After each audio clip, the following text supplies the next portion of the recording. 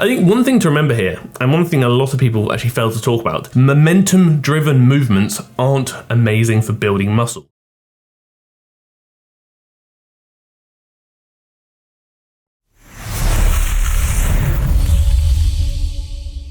Once again, we are back in front of the camera, and once again, we are filming a compilation of YouTube Shorts, Instagram Reels, and TikTok bits and bobs, because it's a really fun way of gathering lots of information and talking about many different things in like a quick fire manner. The noises you can hear are the cats, they are being menaces, and I can't escape them. Kicking off, we have Max again, and Max is somebody I actually looked at, I believe, in the last video, and I was actually quite impressed with what he said about ab training, so I'm curious to hear what he has to say about 3 useless exercises that you may still be doing. Alright, here are 3 useless exercises that you may still be doing. Number 1, the Arnold press. I think I've said this in the video before that I'm not a massive fan of the Arnold press, because again, if you look at how it's working the muscles, it doesn't drastically change how the delts are working. All it really does is just limit how much load you're able to use, and for that it just makes more sense just to do a standard dumbbell press. Do you need to tuck the elbows? You can if you want to. You can also flare out. I think I spoke about this in the video I did with Ryder when we're in the gym. It really does depend. I prefer tucking my elbows personally, but again, if you want to flare, you can flare too. Number 2, tricep kickbacks. Now hopefully we all know by now that the infamous dumbbell kickback is just a complete waste of time, since there's literally no tension anywhere but the top. I think ultimately the dumbbell kickback is very much a movement of, if you want to include it and want to do it, then you certainly can. I think Max makes very valid points, is that you're taking the muscles to a very similar range of motion in a very similar position if you were just to do a standard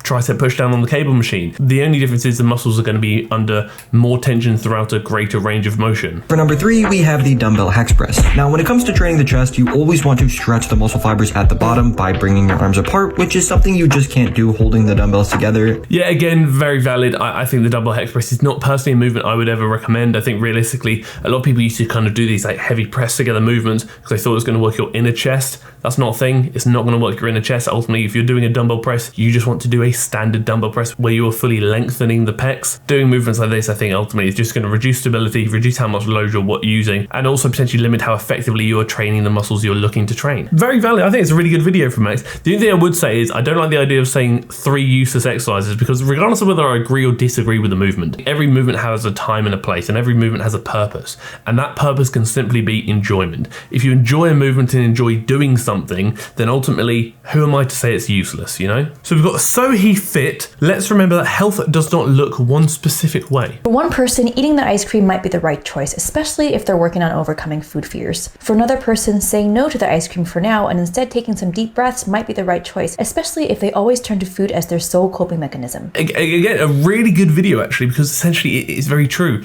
is that how you define health and how I define health may be wildly different, but ultimately it's our definition based on what we need. Different people require different things, be that due to how they see food, be that due to their current stage in their training progression, whatever it may be. There is not one size fits all, and this is a very common message throughout fitness, is that everybody is different and everybody requires different things depending on where they are and what they need. If you have a fantastic relationship with food, then again, many of these things may not necessarily apply to you. But if you feel like your relationship with food might be needing work, then again, some of these things may very well apply to you. It really does depend on where you are, and it really does depend on what you need to help you achieve what you want to achieve. Good video, very valid. 5 things I wish I knew before training abs. You cannot achieve abs just by doing compound moves. I mean, to an extent, yes or no. I think ultimately if you want to really develop the abs, you have to train them like any other muscle, and you have to go through ranges of motion that target them effectively. Ab definition is largely going to come from body fat percentage. Ab development is largely going to come from training them directly. That being said, core movements and compound movements like the squat and the deadlift, for example, are going to work your core to an extent, because you obviously effective core bracing. They aren't necessarily going to train them as effectively as if you were going to take them through ranges of motion that very much align with hypertrophy. Your nutrition has a huge influence on whether you have visible abs. Again, very much valid. Ab definition largely comes down to body fat percentage, how lean you are and how much of the abs are visible. Genetics play a huge role in achieving visible abs. Some women store fat differently. Again, yeah, fat stores are very different amongst very different people, and genetics also plays a huge role on how your abs look. So abdominal shape and structure is very much different amongst people. You might see people who are very lean who have like blocky abs, misaligned abs, whatever it may be, but that is largely genetic and that's nothing we can change. But yeah, the very valid point is that people do store fat very differently. differently. Some people can store a lot of fat elsewhere and maintain relatively lean abs for a long period of time. Other people may store a lot of fat in their abdominal region very early on and may lose abs very quickly. If you're sleep deprived, this will affect your hormones. Sleep is very much a regulator of hormone functions. For example, in men, if you don't sleep enough, your testosterone may well be lower. There are so many things to consider, but sleep will definitely affect your hormones to some extent. Form is more important than achieving high reps. I think with anything, you want to make sure you're actually working the muscles that you're hoping to work, and if you maintain really essentially ineffective form where you're working other muscles instead, you're directly reducing how effective that movement is for the muscles you're looking to target. If you're doing crunches with a very flat back, then you may actually be limiting how effective that is for your abdominal region, whereas if you roll your spine, actually reduce the distance between your sternum and your pelvis, then that may actually be more effective for your abs. So form is very important, as is progressive overload. Shock, I know I say that a lot. TFNL Community Coaching and the TFNL Growth Guide, as always, linked down below in the description, and maybe even in the comment section as well,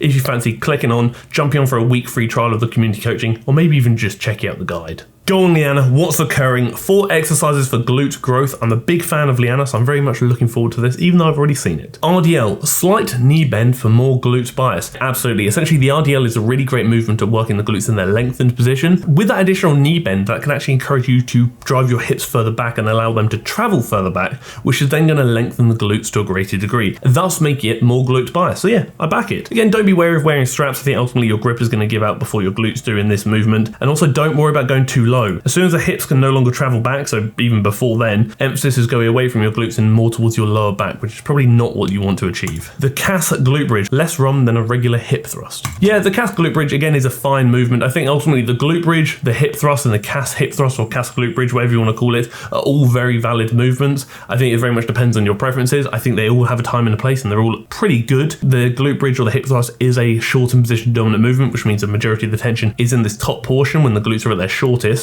And I wouldn't necessarily say I think one is better than the other. I think each just has a time and a place and it largely comes to preference. Deficit reverse lunge. Further hip flexion will stretch your glutes in a deeper position. Again, yeah, I think the deficit reverse lunge is a very valid movement and a movement you can certainly include. It's not probably one of my favorite glute movements. I think realistically, if you're working the glutes in their lengthened position, I would probably favor a hip hinge movement myself, but you can certainly do a deficit reverse lunge if you so wish. And I think doing so in a Smith machine is a really good idea because it can help with the stability aspect, which is something that a lot of people may struggle with when doing lunge variations such as this one. Single leg RDL, neutral spine. If you're a beginner, grab a wall or something to help with balance. There's actually an argument that if you actually do like an RDL with a slight rotation, it can actually further lengthen the glutes due to that rotational aspect. But again, I think the single leg RDL is very much similar to a regular RDL where you are going to lengthen the glutes provided you can allow your hips to keep traveling back. But that very much comes down to you and the range of motion you're able to go through in which your hips can still travel back. But yeah, I think the single leg RDL is fine provided stability doesn't become a troubling aspect. In that case, I would actually favor a regular RDL just because stability is going to be less of a concern and less of a weak link. But yeah, as a whole, I think 4 solid glute movements and 4 movements I think certainly have a time and a place for most people's workouts depending on what their goals are. Sonada. I've probably butchered that name, but I'm going to try. Strong full body workout. Every muscle in my body was on fire off this, so save it and give it a go. Squat plate swings.